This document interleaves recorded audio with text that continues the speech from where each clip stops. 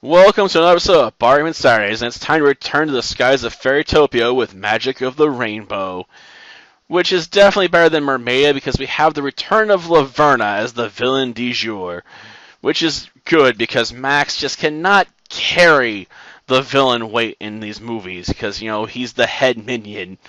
Giving that guy the head villain role is a terrible idea because he just can't handle it.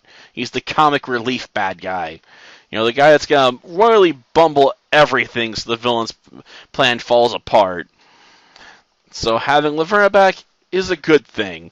And having her trick Alina into restoring her powers, even better, because it means Alina, has a lot more personal investment in trying to stop Laverna again, because she has to try and now fix her mistake because she allowed herself to be outwitted by a fairy that had been turned into a toad.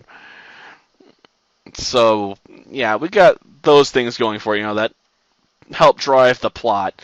On the other hand, all the other fairies at fairy school, because they go to a fairy school and learn how to become guardians, apparently don't really like Alina for the most part because, she saved Fairytopia twice, and therefore they all assume she thinks she's better than them by default, and therefore they don't like her.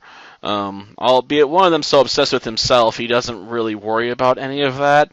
He's like, who's beautiful? Like, if you put him in front of the Mirror of Desire from Harry Potter, he'd waste away in front of it, staring into it for years at a time, until he finally died, from the elements and dehydration and starvation, unless someone kept him alive, because they find it highly amusing watching him stare at himself, for all eternity.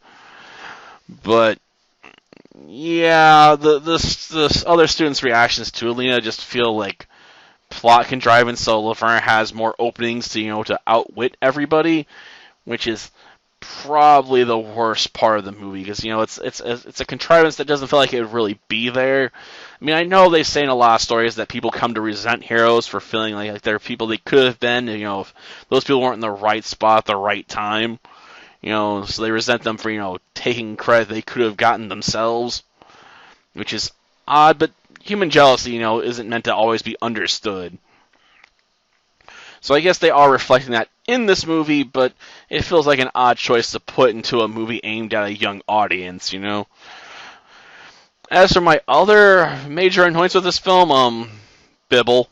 I didn't particularly care for Bibble in Mermaidia because his shtick of talking like a small child so his words are mostly incomprehensible or end in cutesy ways like Kid Icarus, from the Game Master, gets on my nerves, to say the least. So adding in a love interest for him so we can get double the usual amount of bibble babble did not help. I know it's supposed to be, super sweet and cute watching them interact, and they're getting all excited about, the Tooth Fairy coming to visit Bibble for his soon to fall out tooth, so you can get, a special treat from the Tooth Fairy. But I don't care for any of that.